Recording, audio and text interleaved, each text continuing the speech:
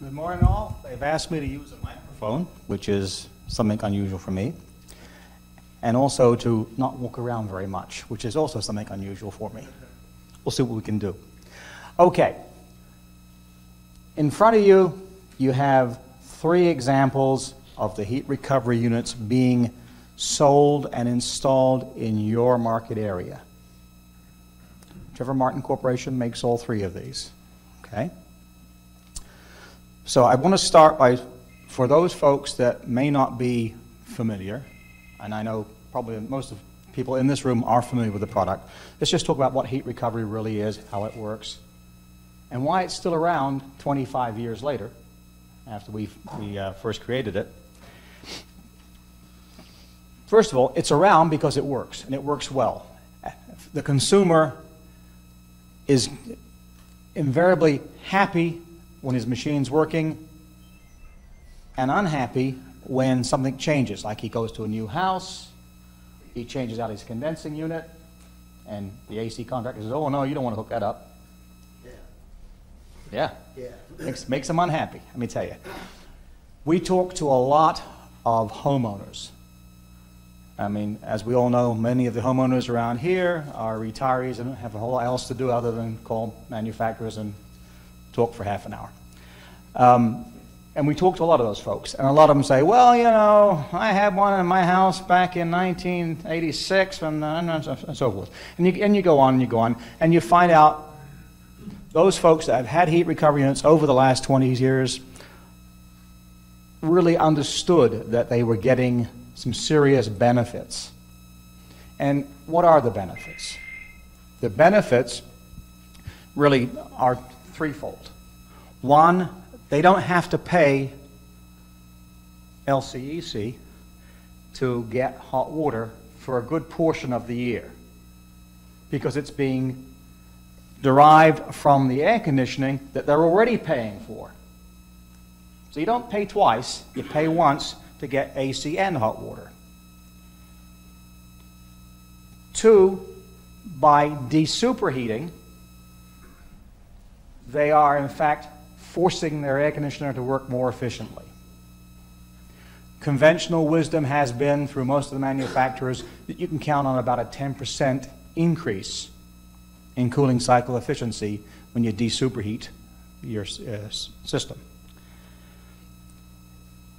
In reality, it can be a lot more than that. I remember on the last house I had a heat recovery on a 3-ton 10-seer. And when I ran it without the heat recovery running, my little 3-tonner would pull 17 amps. When I turned on the heat recovery, that 17 amps dropped to 14 amps. That's a lot better than 10%. But if you use, for a round number, in general, you can say at least 10%. So a 10-seer piece of equipment with a heat recovery attached is an 11-seer piece of equipment for all practical purposes. And you're getting the hot water as well. Okay? Now, in addition to drawing less power, improving the sear, you drop your head pressure. As we all know, when you drop the head pressure, you're going to get improved system life, improved compressor hours, improved condenser life. So the homeowner sees 3 benefits. As a result, the homeowner understands what he's got hanging on the wall outside his house, generally is happy he's got it. Particularly if the guy next door doesn't have one and they compare bills, because then they can really see what they've got. And the conventional wisdom is 30 to 50 bucks a month off the power bill. Now, you're going to find me never talking in absolute numbers. It's impossible to talk in absolute numbers because it changes from house to house depending on how much hot water they use, when they use their hot water, how they run their AC, when they run their AC, and the physical aspects of how far is the water heater, how far is the air conditioner from each other. They all cause variance in the performance of the heat recovery system. So we'll talk in ranges, and you can safely use these ranges. So to give you another range, if you look at the annual cost of making hot water, we're talking someplace in the range of $500 a year for a family of 4 with an electric water heater. You can expect to save at least 50% of that when you add a heat recovery system. You can also get that 10% or so boost in the cooling cycle, therefore you got a savings on the air conditioning as well. So you take those savings together and all of a sudden you've got something that's sort of a cash generator for the homeowner. The most successful contractors and builders that use heat recoveries market it as a cash kind of cow because it's relatively inexpensive compared to most anything else you'll do in that house to improve its energy efficiency. And it has a very real dollar savings attached to it showing up every month in the electric bill. When we were doing contractor training seminars a few years back, we used to do a little role-playing pitch where it would be, let's pick a number, $1,000. Okay, let's say an installed heat recovery is going to cost $1,000. That may not be true today, maybe. But we'd say, okay, if you've got $1,000 in your bank account or $1,000 on your Visa account still available, what kind of return would you get on that $1,000? And the homeowner would say, well, gee, I don't know, I get 6%, I don't know. So, and you look at the numbers and you say, well, I've got something that if you give me the $1,000, you can get 30% return on your money. And you watch these homeowners sitting there thinking about it and saying, wow, 30% return, wow. But it's true, it's real. And that's what's really kind of neat thing about it. Now, is there anybody in this room that doesn't understand what a heat recovery is and what it does? I mean, it's inserted into the refrigeration system for the air conditioning of your house. And whenever your compressor is running, this machine is stripping BTUs out of your air conditioning system. The same BTUs you pay to have taken out of your house and blown outside. They're being taken back and stuffed back into your water heater. That's what a heat recovery system is. It's a simple little copper heat exchanger with a small circulator pump and some controls to tell it when to turn on and off. It is probably the simplest little machine that you can put in your house that has real dollar value in its performance. It works and works well for a large number of years. It has only one moving part, the part that invariably fails over time, and time can be 10 years, 7 years, 12 years. We've seen some 20 years. We've seen some 3 years. Depends on how bad the water is, basically. But the small circulator pump that's in them, which typically looks like this, that's the only thing you're going to do with this unit. You're going to change this pump out at some point in time. As a homeowner or as a contractor, you're going to change it out for your customer. Okay? That's all that's going to happen. And we joke about it, but if it takes more than 15 minutes to change this pump, your tech had a really rough night last night because he's not seeing straight. Okay? Okay, so heat recovery, 25 years, about 500,000 of them installed in this state. Been around for a long time, well established, well understood. And yet, some of you here, some of the contractors, some people say, oh, we don't do heat recovery. And you have to say to yourself, why is that? During the course of this morning, maybe you can tell me and I'll explain to you why I disagree with you. Okay? Okay, so heat recovery comes in a variety of shapes, colors, and sizes. These 3 units are all residential, 2 to 5 ton kind of capacity, so covers any residential zone that you're going to be putting in. Okay? And they have different shapes and sizes because they're sold through different distributors primarily. Okay? All 3 of these machines operate identically, similar performance. And Whether you get it from this distributor or that distributor will be depending on the relationship you have with those distributors. There are some variances from model to model, okay? If you happen to be using R410 as your refrigerant of choice in the equipment you're installing, okay? This brand is approved for R410 because R410 likes to run at high pressure. Yeah, this is a 650 psi operating approval. The standard product, if you will, is a 450 psi, an R22 system, okay? And what does that really mean? What that means is that for a 450 psi operating system approval, this entire product had to withstand test pressures of 1,350 psi. Not burst, not come apart. Okay. Tell me last time you saw a condensing unit anywhere close to those kinds of pressures. The R410 unit at 650 approval, that's 1,950 psi burst pressure. Okay. The only way you're going to burst piping in these things is if you freeze them. Hard to do around here, okay? I mean, when you install heat recovery up in Tallahassee, you can occasionally have people freeze them. They'll freeze the water lines. There you can see 2,000 psi. I mean, a block of ice expanding has got a lot of push. So, but you're never going to see an issue with product failing because it burst or ruptured on you. Anyway, these, like I say, since these have been around for 25 years, they've gone with all the changes in the condensing unit equipment over the 25 years. And folks that were selling these in 1985, you know, we used to put them on a little GE Weathertron. Remember those things, GE Weathertron heat pumps? You know, it had a SEER of 6 when they were brand new, and 4 by the time they'd been out in service for a year. Remember those?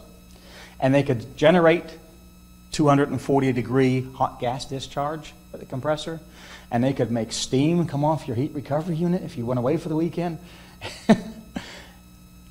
They've run the gamut from there to today's equipment, 10, 11, 12, 13, 14, and they will continue to be running next year when people start talking about 13 minimums and 14s and 16s and 19s, okay? We've changed the models over the course of time to try to accommodate the changes in the equipment that are being installed in the area. And so the 3 models I'm showing you here today are all representative of what your distributors would be selling to someone that was putting in a 12 or 13 SEER piece of equipment today. Okay? For those folks that are still putting in 10 SEER equipment, there's a slightly different model, slightly less expensive model, works just fine. But when people tell us they're doing 12s or 13s, these are the ones we recommend, okay? Before we get done today, I'll tell you about what else we've got coming for 13, 14, 16, and 19. Some other product.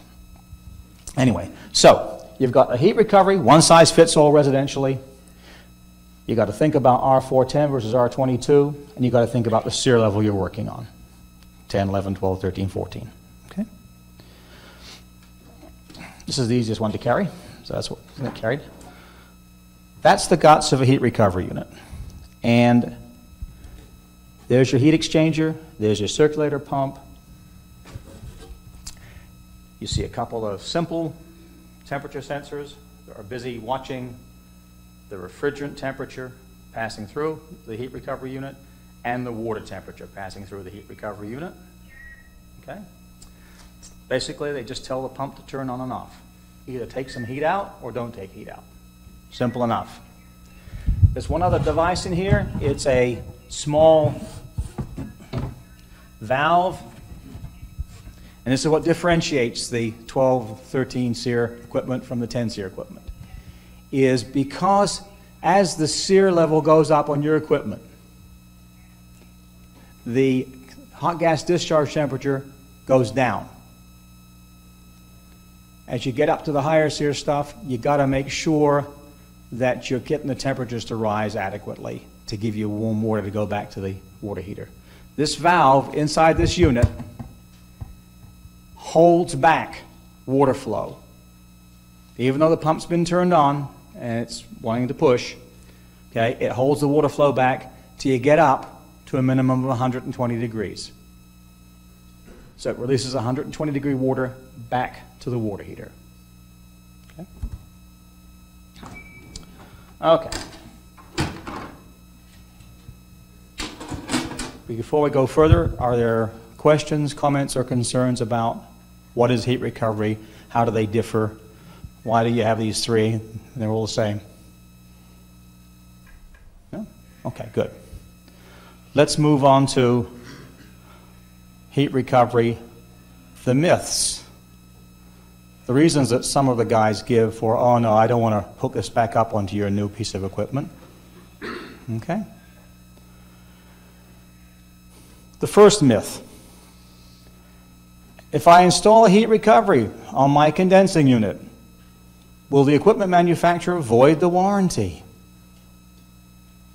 I get this question about once every 2-3 months from a homeowner who's just finished talking to his AC contractor, who has busily told him, oh no, I'll sell you that nice new piece of equipment, brand X, Y, or Z, but I can't hook up that heat recovery you've had on there again because it'll void the warranty. Folks, we sell these through HVAC distribution throughout the state of Florida. Pretty much every HVAC distributor stocks heat recovery, one of our brands. Our biggest customers from the standpoint of distributors are people like Carrier, to Total Line, Train, Lennox even private labels, okay? Do you seriously believe that they'd be selling through their stores a piece of product that will void the warranty on their own equipment? No, they don't. Every time we hear this comment about, oh, it's going to void warranties, we go back looking for the source. Show me something that says you're going to avoid a warranty. You can never find anything other than a contractor that decided he didn't want to hook up a heat recovery unit. And in fact, in the local market, Trains even come out with a, here's how we want you to hook up the heat recoveries on our equipment. Not, don't do it, it's going to void the warranty, but here's how we want you to hook them up. So, myth number one, okay?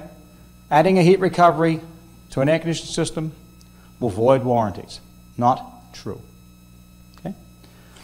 Myth number two, well, they were good 10 years ago on old equipment, but they don't work on the new equipment. Also a myth, okay? Anytime you have a compressor that can generate at least 135 degree hot gas temperature, my equipment will take BTUs out of that hot gas flow and stick it back into a water heater. Now, I don't really care what SEER it is. I don't care how the calculation was done. I mean, what is a SEER? It's a calculation of how much power do you consume to get BTUs of cooling. What matters is what gas temperature do you get off the condensing unit, off the compressor itself to be precise. Okay? Because this is inserted right at the hot gas discharge.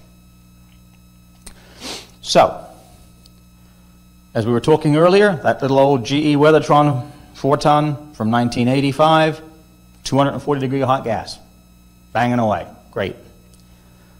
Regular old 10 SEER Goodman, 180 degree hot gas, yeah? 12 SEER, Train, Carrier, 160. Temperatures are coming down, but they're still well above the threshold for being able to take energy back out of the air conditioner and put it back in the water heater. We're quite comfortable up through 14 SEER because the gas temperatures are well enough up there you can do the work, okay? When you start looking at equipment at 16, 18, 19 SEER, you have to then say, well, how do they get those numbers? Is there really a condenser out there that's just whirring away with a 19 SEER ratio? Or is it a 5-ton condenser with a multi-speed compressor that runs at 2.5 or 3 ton 2/3 of the time and 5 ton a part of the time? And when you count your overall operation, you get these huge numbers. Or is it a system that has 2 compressors? One large, one small. That's how you're coming up with some of the larger SEER numbers nowadays. But go back to the starting question. What's the hot gas temperature? As long as the hot gas temperature is above 135, you can take BTUs away and stuff them back in the water heater. So, the myth, it doesn't work, is wrong. The correct statement is, hey, Mr. Homeowner, it's not going to give you as hot water, as much hot water as you did on your old GE 1985 6 SEER piece of equipment, but it's still going to give you a fair amount of hot water whenever you're running your air conditioner. That's the reality. Okay? Go back to the third myth, and this one you see on the East Coast primarily. Well, you know, if you install heat recovery on one of those new high SEER pieces of equipment, it's going to actually cool the water in the water heater. Whew. Okay. Yeah, I suppose it's possible. If you were to take your water heater and leave the power on and turn the thermostats up so that that tank's sitting at 140 degrees, and you hook it on to a 13 SEER train, okay?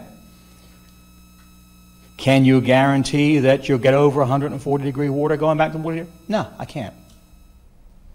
But if you're spending the money for a heat recovery and you're spending the money for a 13 SEER train, what in the world are you doing running your water heater at 140 degrees with the power turned on in the first place? Myth number 3. So, what's the reason that a contractor would go to a homeowner and say, okay, I'm going to change out your condenser unit, but listen, I don't want to install that. I don't want to hook that heat recovery back up for you, or I don't want to sell you one. Anybody got any ideas? I'll give you my idea. Okay. It's a two-trade product. We sell them to HVAC distribution, who sells them to HVAC contractors. But if a HVAC contractor sells one to a homeowner or to a builder, you got to have a plumber also come in and make the connections for the water side. Labor. And yeah, that's true. It's absolutely true. But you know, most homeowners can see enough benefit here that they're going to pay for that labor to get it hooked up. Okay? I mean, if you're changing out a piece of equipment and you've opened the system up already, you've already gone ahead and captured the refrigerant, you've already opened the circuit, stick the extra heat exchanger back in when you put it back together. You know, it takes an extra ounce of refrigerant from my heat exchanger, an extra ounce for every 10-footer line between the condenser and the heat recovery unit, and that's it. Would I go out and sell a heat recovery unit to a homeowner that still has his existing piece of equipment? He's never done anything? Probably not, because that's going to be labor intensive, because you've got to then find a way to run water lines from that water heater, which is certainly not going to be where you want it to be. It's going to be on the other side of the house or in the attic or gosh knows who, where. So you're going to have to run the water lines back out to the condensing unit and then cut into the system. That's a lot of labor. But if you're building a house and you're roughing those water lines, or if there's an existing heat recovery and you're changing out the condensing unit, it doesn't cost much to put that heat recovery in place. You can offer a significant benefit to the homeowner for a little bit of extra expense. A little bit, not much. In new construction for the builder, it's built into the state's energy code. When you have your subs do the energy guide calculations in your design, and you come out at 105 points against the model home, they say, oh, we've got to make some changes here, guys. What are you going to do? Well, you can shrink your windows down. You can put more insulation in the attic. You can raise the SEER of the air conditioning equipment. You can add a heat recovery unit. What do you suppose costs less from a new construction standpoint? If you're in the rough-in stage of a house and you add those water lines for the heat recovery unit, guarantee you'll get the energy guide back down below 100, get that energy code approval for much less. Yes, sir. I have a question, another bit. What was always told was when you install heat recovery on new construction, you need a 50-gallon heater to recover the water, and I believe that's a myth. It's a rule of thumb. It's a guideline. What they're trying to do, what that came from was trying to avoid people having little 30-gallon lowboys tucked underneath a cabinet or on a shelf in the laundry room, where because a heat recovery is relying on your air conditioner running, you want to have some storage because you can't count on the fact you've got a whole tank of hot water the exact minute that you decide you want to take a shower or do the dishes or do the laundry. So the business of about 50-gallon, that was really more aimed at saying, okay, we'll get lots of hot water in storage and not have to worry about, do I have the air conditioner running when I'm trying to use it for the shower? So in the reverse with it, the heat would actually heat up the air conditioner to get too little storage. No, it's not so much too little storage. You'll run out of hot water and you won't be able to recover necessarily fast enough, okay? I mean, your AC may be off. You take a shower, the AC is off because you're doing it overnight. You take a shower at 10 o'clock at night, and the AC doesn't run much overnight. You get up in the morning, you may not have much hot water if you put a little 30-gallon lowboy in. The 50-gallon just gives you the extra bit of capacity. There's really no magic for it. There's no magic for it. Sir? Also, to collect the energy code credit, the state of Florida requires a 50-gallon. That's true too.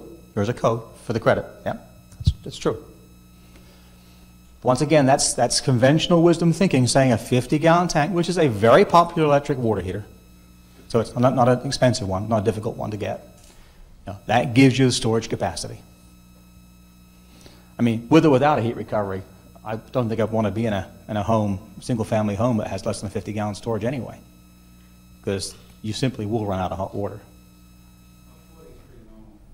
Around it, builder model.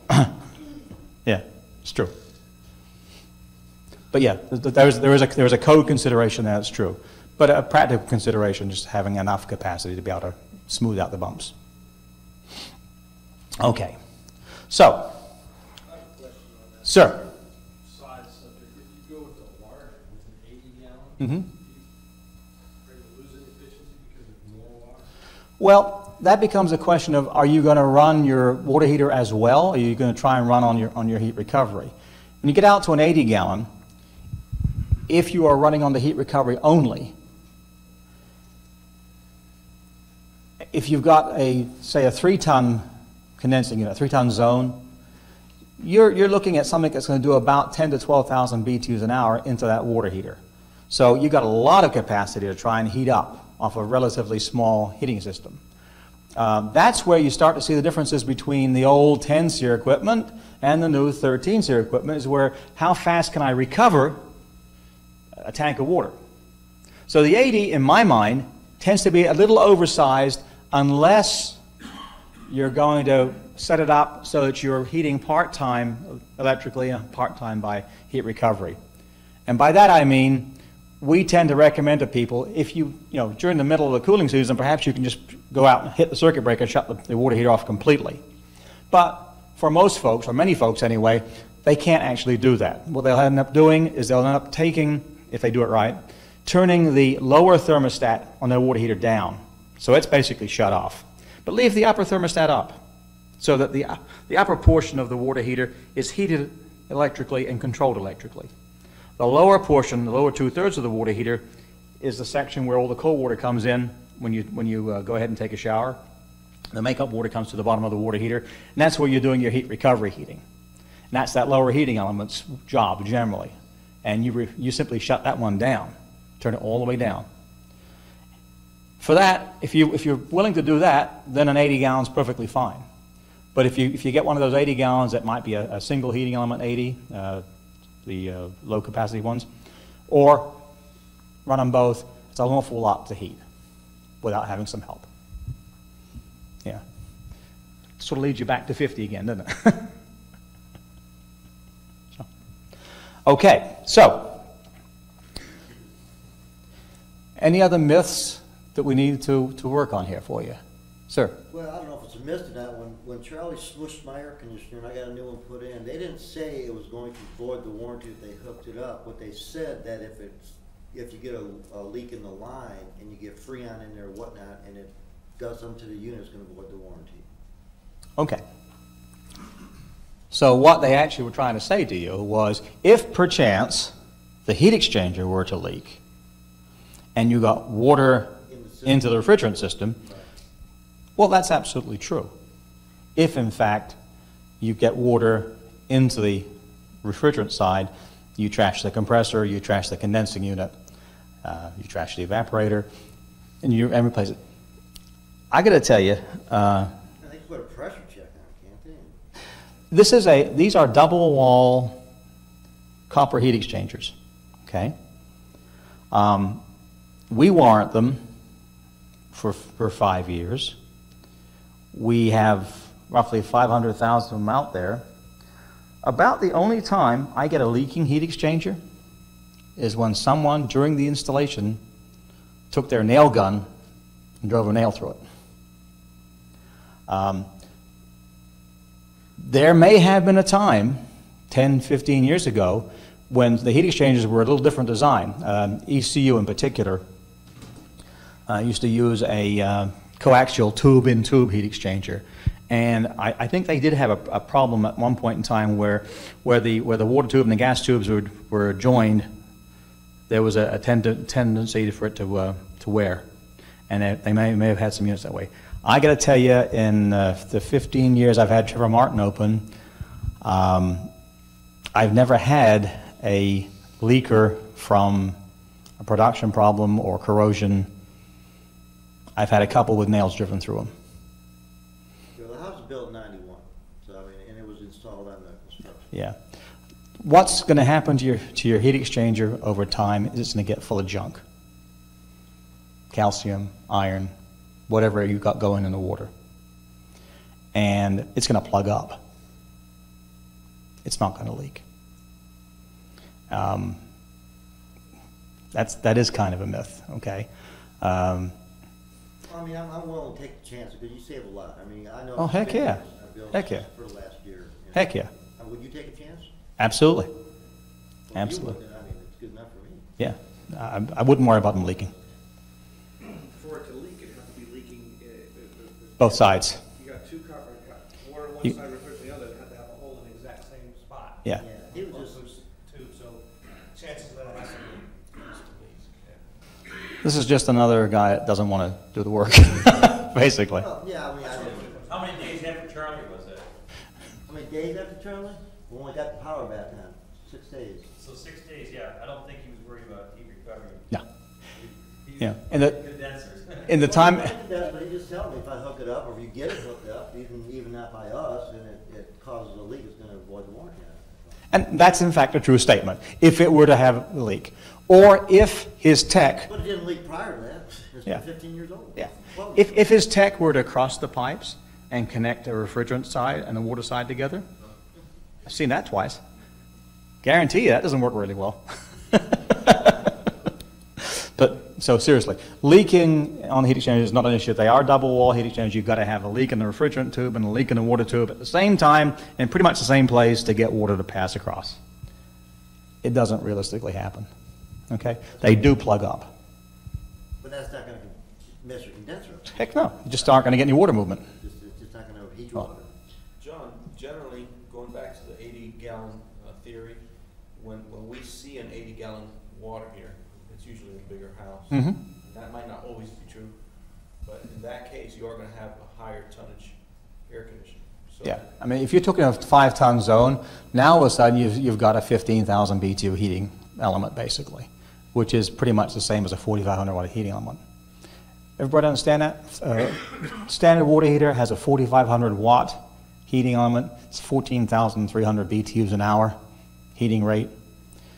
Typical heat recovery, 2,500 to 3,000 BTUs per ton per hour. So a 5-ton machine is about the same heating capacity as a heating element on a water heater. But if you get a house that's got a 2-ton or a 2.5-ton with a heat recovery, now you're talking about something that's maybe undersized in terms of heating capacity. Sir? And you talk about the SEER, the air conditioner going up, the temperature of the Gas coming down. down. Mhm. How does that affect though the savings? Obviously, you said it's 135. It's still going to work, but how does that affect some of these dollar savings and payback periods? Obviously, there's less, right? It's a good question. The correct answer is the heating rate is slower.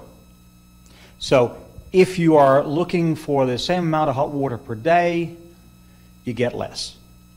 If you are one of the majority of homes around here that by 2 o'clock in the afternoon throughout the cooling season, they're already at full temperature, it's kind of a moot point, okay?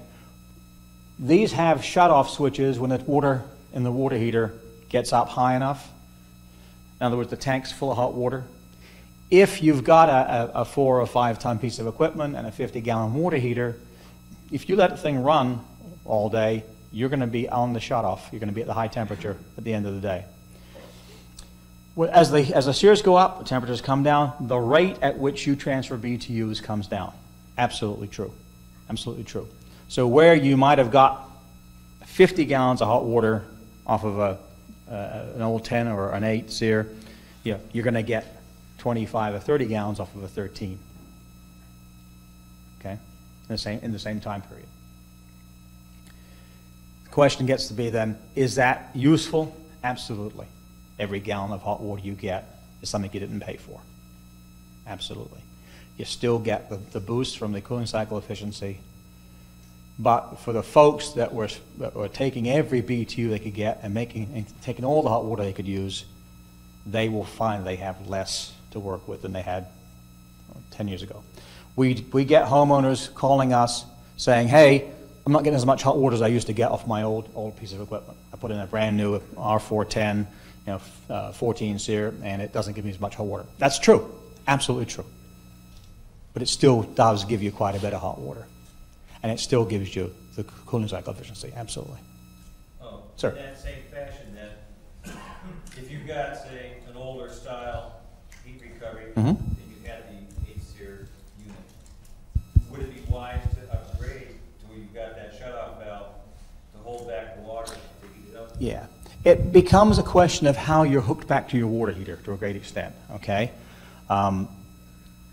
Depending on who did your original install, your water lines to and from your water heater might be at the cold water line going top of the water heater back to the drain valve at the bottom of the water heater.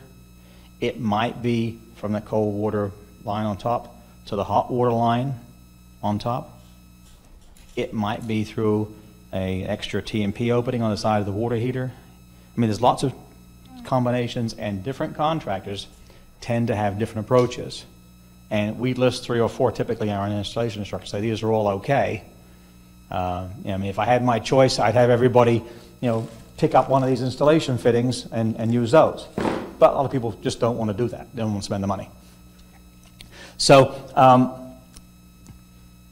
if you've got a piece of equipment, a piece of heat recovery equipment that doesn't have the holdback valve, and your original install has the water line coming from the heat recovery back to the water heater, coming to the hot water line at the top of the water heater, by all means change the equipment out, because you're going to have what we call hot and cold shots.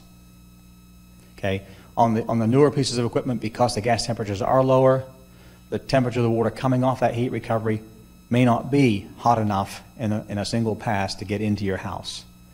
And if you put the hot water line that comes off of here straight with a T to the hot water line at the water heater, you can send water straight from the heat recovery into the house. And that will be variable temperatures. And you don't want that, because that's a guaranteed service call on a Saturday morning from the homeowner saying, hey, I'm standing in my shower and it gets hot and cold. What shall I do? And the answer is you can't install it the way it was done on the old equipment. That problem goes away with these ones with the holdback valves. They don't let any water out until it gets up to at least 120, which is above shower temperature. Does that make sense? Okay. Or should it just be replumbed? Personally, I'd replumb it, but yeah. But again, if you're trying to, if you're doing a condensing unit change out and your refrigerant lines are already open, this is a very easy change out, quick. Because then your AC guy is doing that work, and probably he's not going to call the plumber in to come and replumb the lines. It's going to be a lot cheaper to just change a piece of equipment, and then have the plumber come out and change the lines. What would they just change, or just To replumb. replumb? Yeah. But see, the implication of the replumb is if you're at the top of the water heater and you want to go down to the drain valve, you got to get that drain valve out of the water heater, which means you got to drain the water heater, try and get the drain valve out. Odds are 50-50. If you've had the water heater in for a few years, you're going to break the drain valve trying to take it out, which means run down to Home Depot to pick up another drain valve and then go back and put it back in. But you've got to put a nipple in and a T. It becomes a lot of work, and the plumber's going to charge for that. So if it were me, I'd probably just go ahead and put the new heat recovery on, because I'm already got the system open. I've already cut the lines. I've already recovered the refrigerant, so that's all paid for already. Just hang the new piece of equipment and leave the plumbing alone.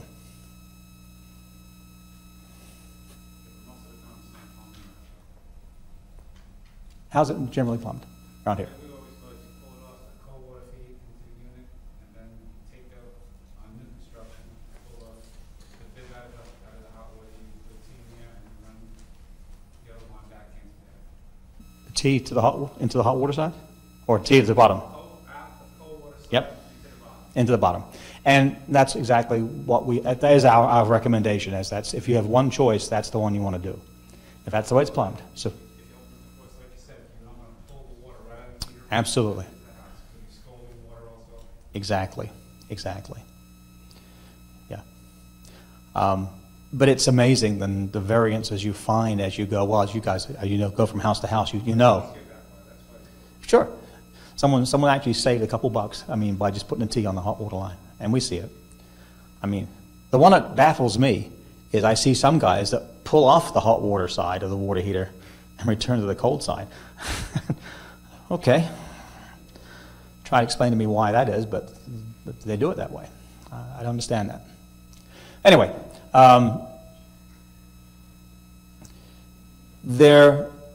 the issue of the plumbing becomes more important as you go up to the high SEER equipment. You really have to make sure that you are getting the water out of the water heater where it's cold in the bottom of the water heater and getting it back inside the water heater, making sure it gets back inside the water heater. Once it gets back inside the water heater, it will settle or rise to meet the temperature that's in the water heater. Does everybody understand that? Take a typical water heater, and let's say you want 120 degree water going into the house, okay? The cold water feed into the water heater goes down a dip tube to the bottom. So that's going to be groundwater temperature. What's groundwater temperature today around here? 80 degrees? Probably, close to it. Yeah? So the bottom's 80, the top's 120. You bring your water back in from the heat recovery. Let's say it's 105. It settles in and rises to that 105 level and stops there. That's the way science works. And so as long as you get the water back inside the water heater, you're doing the job. And that's why we give people options, say, given this particular house, this particular water heater, if you can't get it in here, get it over there, just get it back inside. It gets to be really important as the SEER ratings go up, because of you've got less BTUs, you don't want to waste them. Okay, let's talk about issues and troubleshooting in particular. One of the reasons some contractors don't like to put in heat recovery is they have troubles getting the pumps to run. This is a pretty simple little pump. It's a very good little pump, as a matter of fact. Very forgiving. It gets pretty messy if you take it off of a unit. But it doesn't like to pump air. It likes to pump water. And if you are in a hurry and you hook up the heat recovery unit and just turn the water on, the water is going to rush from the water heater down both lines back to the heat recovery unit where it wants to meet at the heat recovery. Well, all the air that was in those lines gets pushed in front of the water back to the heat recovery unit. And you end up with a bunch of air smack in the middle of the heat recovery unit heat exchanger. What's in the middle of the heat recovery unit heat exchanger? A pump. So this little guy's sitting there with a little pocket of air. So you turn the thing on, everything's running. You listen, maybe you can hear the pump running, that's good, okay? AC's running, you got hot gas. I'm not getting any hot water, guys, what's going on? Something's wrong. This pump doesn't work. I'm gonna have to replace it. It's full of air, okay?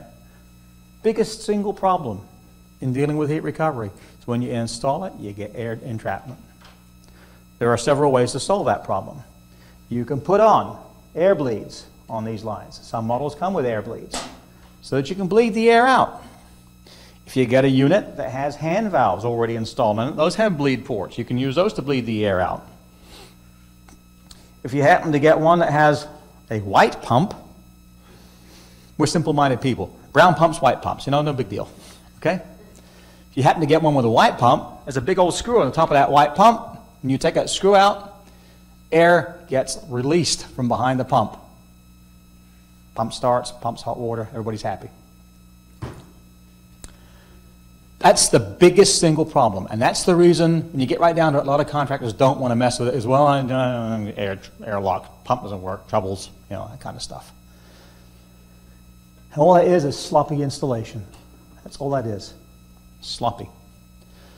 The other thing that happens, and Mr. Builder, it happens to you more often than everybody else, where you spec the heat recovery in there for the credits and the energy guide and everything else, okay?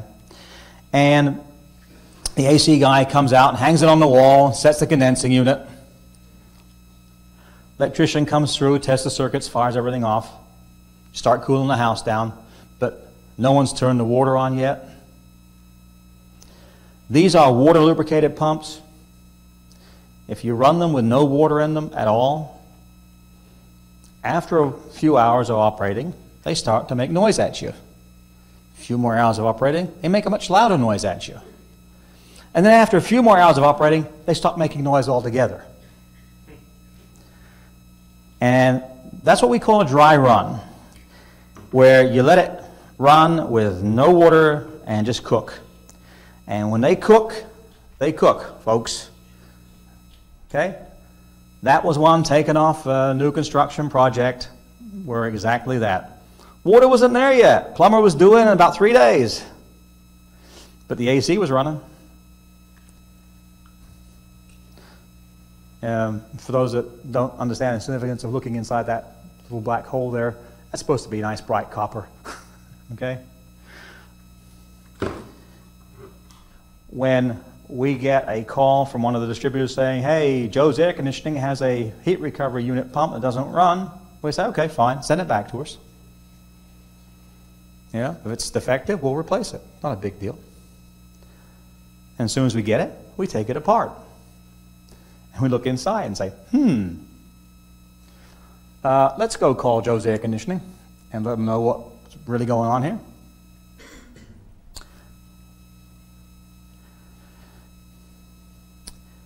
That's not a manufacturer's defect, folks. Anyway, so issues then are dry run, an airlock, and doing the plumbing so you get the water back into the water heater itself. Sir? If you have an airlock, you don't have bleeder valves on it, and you get the air out. Ah, sneaky. Okay, if you perchance have no bleeder, no hand valves, and you don't have a white pump, if you have the brown pump, and this is the more common pump, truthfully, you'll see it more often than you will the white ones, okay?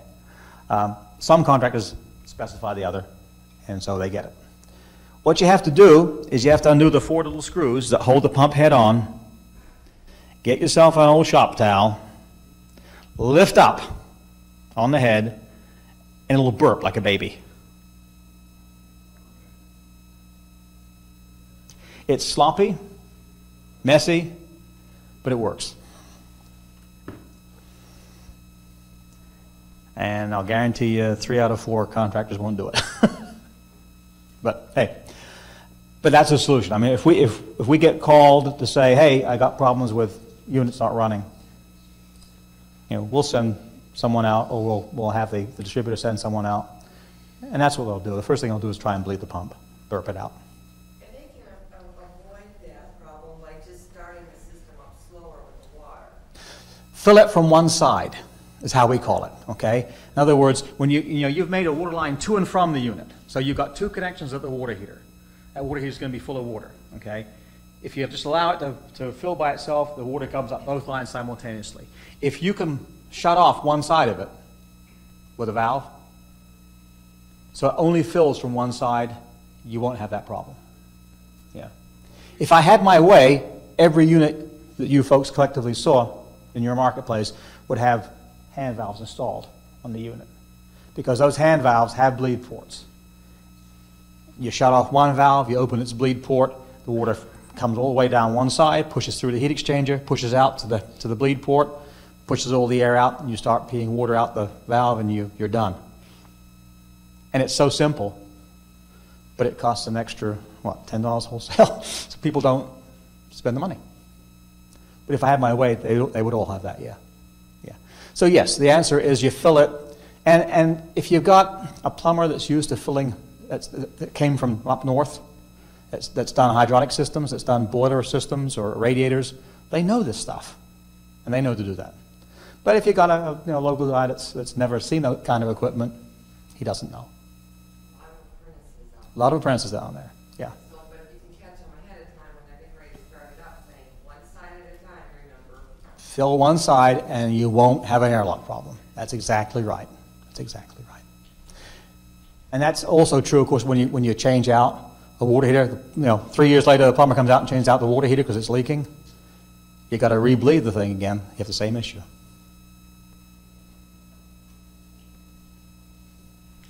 Okay.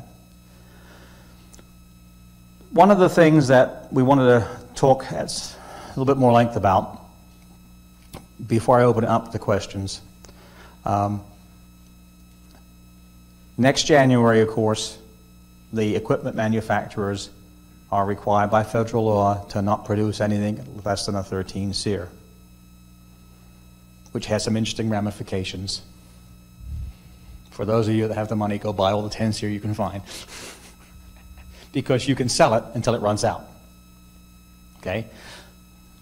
Carrier, Train, Lennox, Goodman can't build any more 10, 11, 12 after January 6th.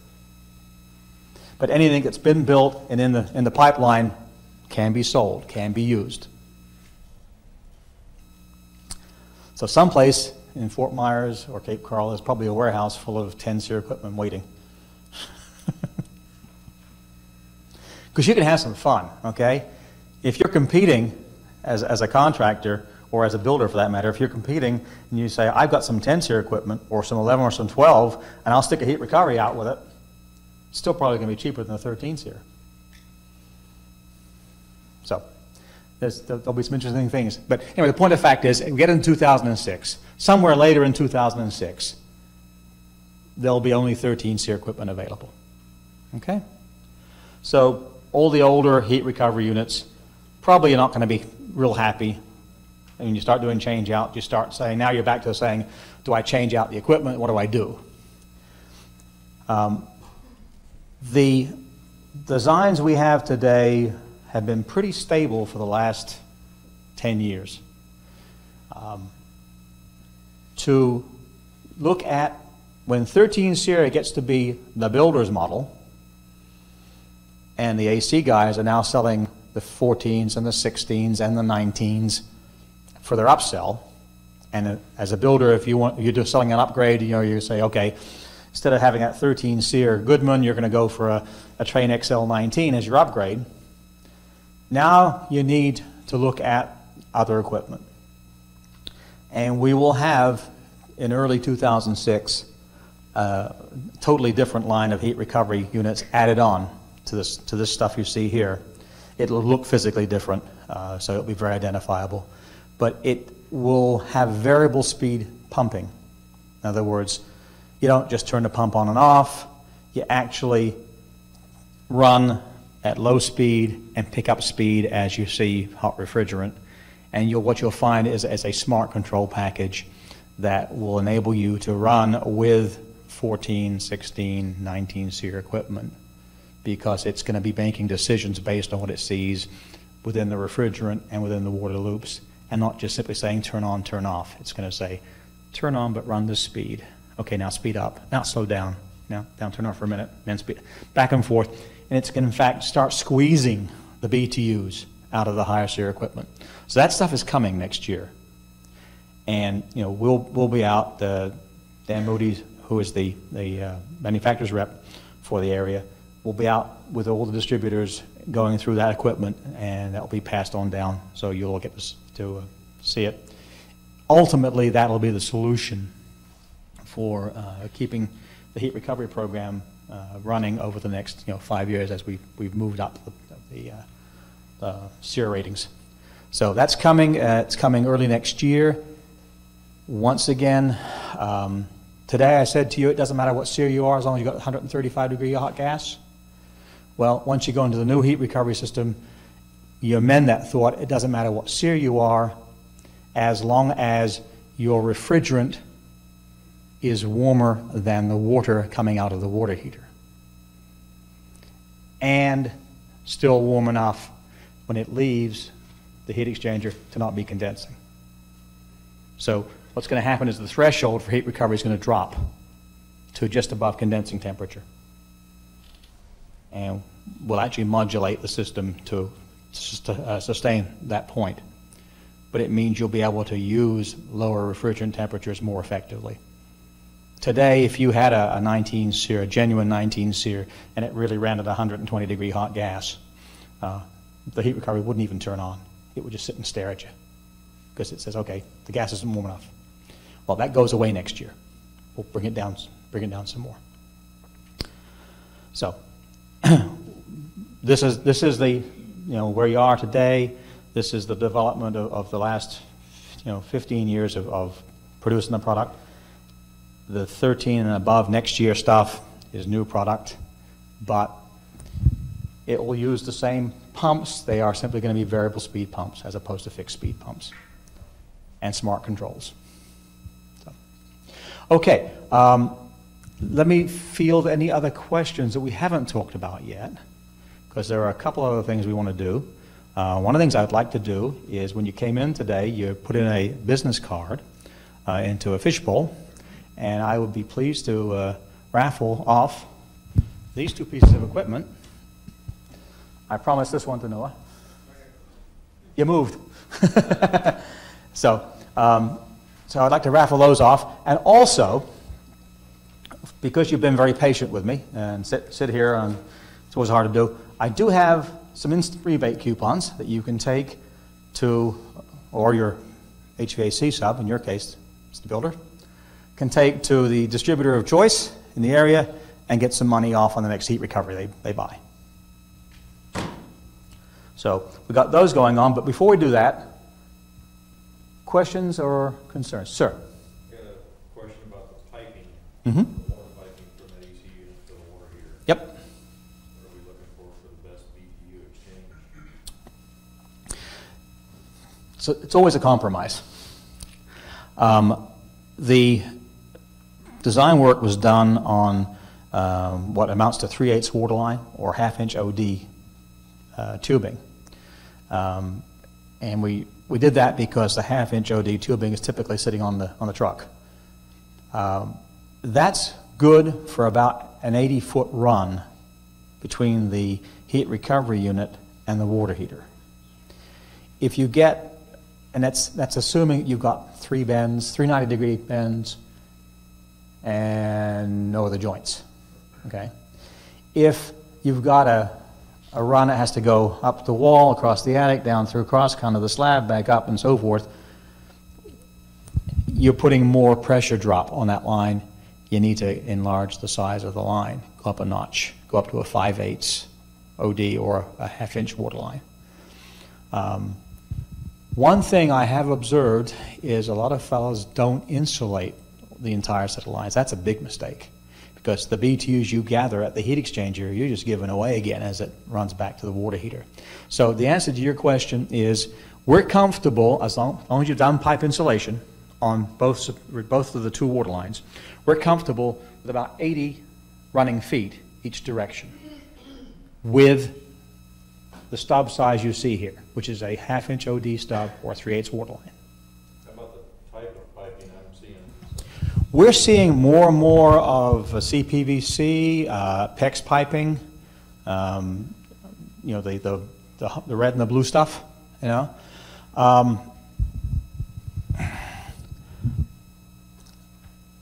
I'm told, okay, by the piping manufacturers that they're perfectly happy to hook on, you know, at this point.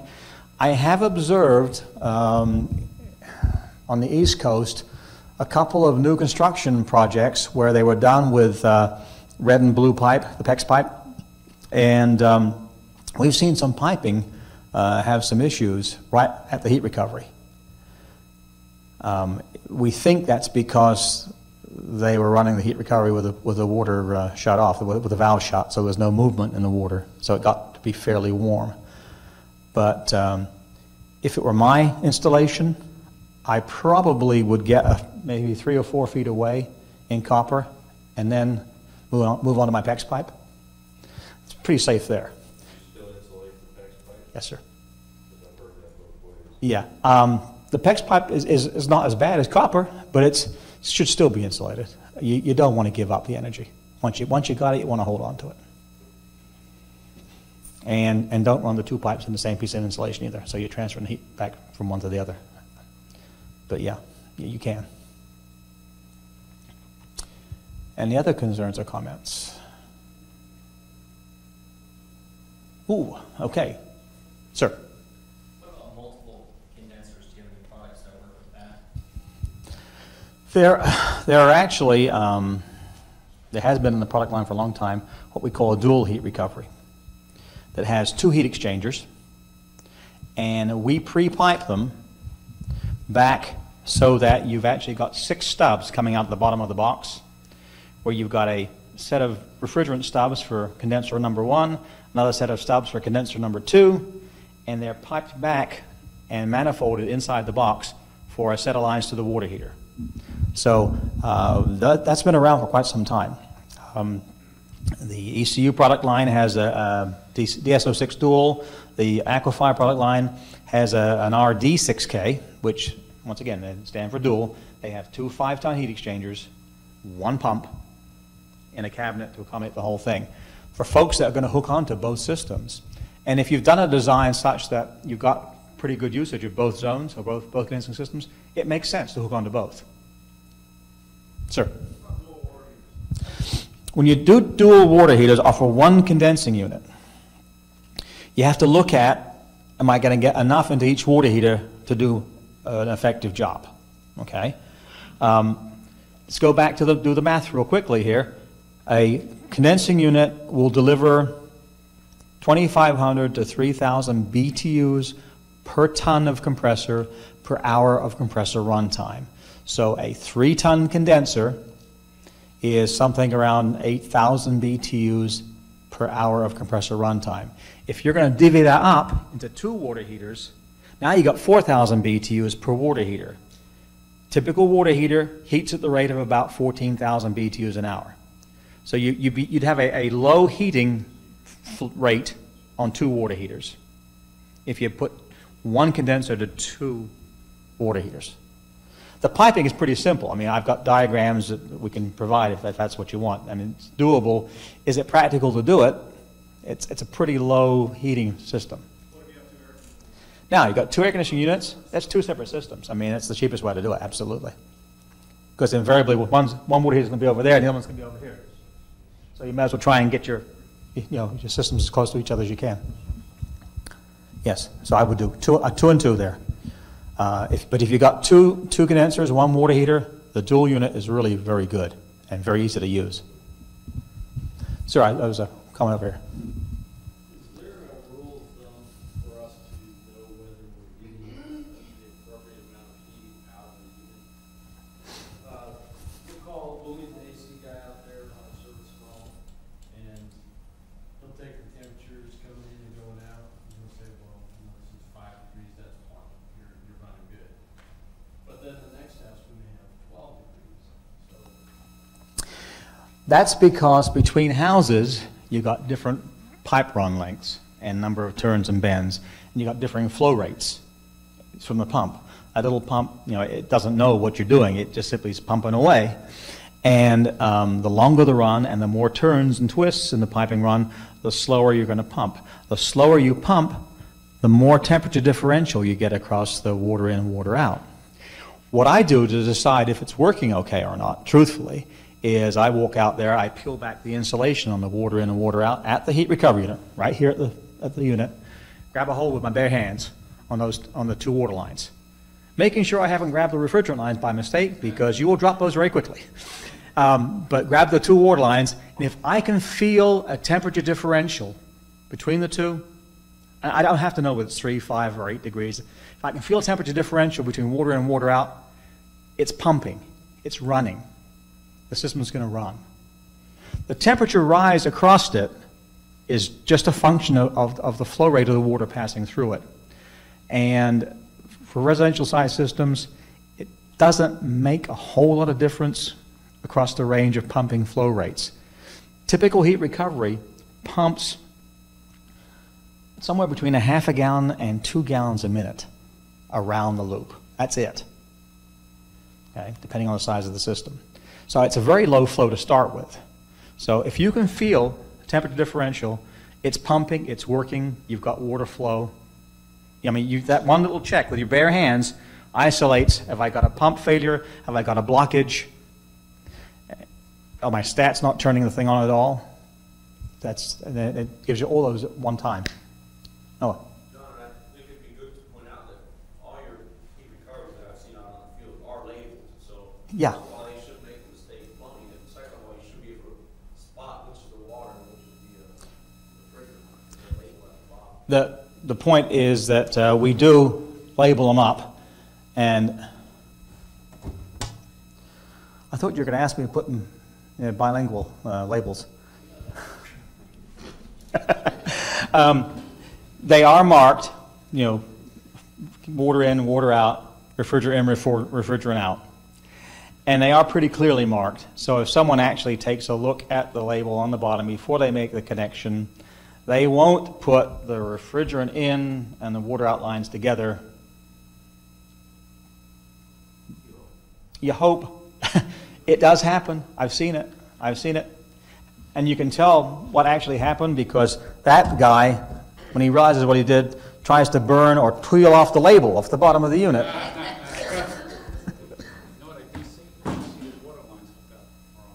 Okay, now that's a good point. Water in, water out reversed. That is a small impact, okay? I've had people call me and say, should I get the plumber back out and change the lines? And if all they've done is reverse water in and water out, and they've made the install at the water heater so that it's cold water feed, drain valve at the bottom, I'm not worried too much about it. Not too much about it, actually. You lose a few percentage points of heat exchanger efficiency by running the water backwards, okay? If, on the other hand, you've got it installed so that it's at the top, cold in, hot out, and then you're running backwards, now you're in trouble. So you have to ask the question, okay, how's it hooked up to the water heater? Where's it going? Good question, huh? You take the water temperature at the water heater. How about it's not running? Oh, you got to get it running. You got to get it running. Because I was told by, I think, ECLU, you tap with a little wrench on one side and you hold it on the other side and you'll feel which tubing it is. This is one of the best things about the red and the blue tubing. Yes, sir. What I do is I just turn on the hot water faucet. Yeah, see what's going on. And then the cold out is gonna be cold and the hot is gonna As soon as you start draining hot water anywhere in the house, the water heater is going to take cold water in for makeup, and you get a shot of cold water coming out the heat recovery lines, and that'll tell you very quickly, cold line. Yeah. Yeah, it happens more than you'd like to admit, where during rough-in, you know, they crisscross lines. The plumber doesn't mark the lines, and maybe somewhere along the way they went like that. It does happen. Marking where that red tape. Like I say, as we see more and more of the PEX tubing coming in, those problems kind of go away. It's the nice part about that. But you can, so we understand this correctly, that is reversed, it's really not an impact. As long as the connection at the water heater is cold water at the top and return to the bottom. If the plumber's done that kind of install, the impact is a matter of a few percentage points of performance. You have to weigh that against the cost of moving everything around. But the problem with that is in the near future, they're gonna have sediment in the bottom and then it's gonna plug the lines up. That can be an issue. That's exactly right, depending on what kind of water conditions you got. That's very true. LCEC does not accept going back into the cold water side from the top, from the heat recovery, So you got to be in through the bottom or the side or yeah, yeah. but not in the cold, because the cold will cool it down too. Well, you Cold water. okay? If you're running it and then that air conditioner's running, it'll cool it down even more. It's not All right, mixing. well, then you've got a good check on that, so it won't actually have happened. When we get the calls, of course, the house is already done. It's, you know, they're waiting for their CO, and they say, "Oh my God, what am I going to do now?" And it's always kind of a toss-up. Well, what should you do? But good, if you can catch it as part of the inspection process, that's great. The problem goes away. One of the things we didn't talk about very quickly, this is an installation fitting, and this is designed to either go in the drain valve opening at the bottom of the water heater or go at the top of the water heater, because as you can see, it has its own dip tube. So you can, in fact, stick this in the hot water out on the water heater, return the heat recovery to this. It'll push its water down into the middle of the water heater, straight on down, even while hot water is being drawn out of the water heater. It's called an installation fitting, okay? Generally available through wherever they got the heat recovery unit in the first place. Not used often enough because most plumbers want to do it themselves. But that solves a lot of your problems for installation, okay? It gets away from being down at the drain valve where people can run into it with the car or the lawnmower or whatever. It gets away from having hot and cold shots, because you've definitely separated the water going into the house from the heat recovery return water. However, some water heaters hang their anode rod off the hot water outlet, and therefore you can't get in there. So that kind of messes that up for you. Some water heaters. It depends on what heater that you're looking at. But this is a nice, easy way of doing an install. And I had an inspector on the East Coast tell me that if you use this, you didn't need a plumber, which didn't make any sense to me. But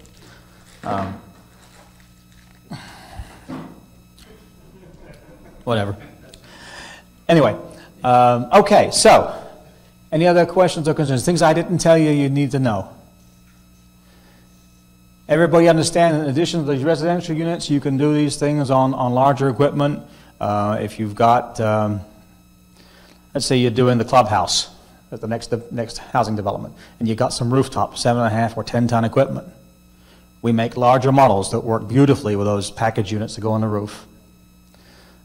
Anything up to 20 tons is really very simple, very nice to do.